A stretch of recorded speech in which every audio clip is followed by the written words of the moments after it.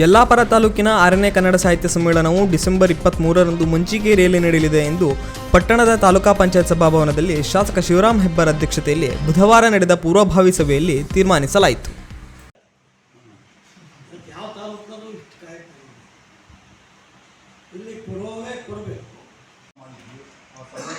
ಯಶಸ್ಸಿಗೆ ಮಾನ್ಯ ಶಾಸಕರು ಆ ಸಂದರ್ಭದಲ್ಲಿರುವಂಥ ತಹಶೀಲ್ದಾರ್ ಎಲ್ಲ ರೀತಿಯ ಸಹಕಾರವನ್ನು ಕೊಟ್ಟು ನಮಗೆ ಯಶಸ್ವಿಯಾಗಿದೆ.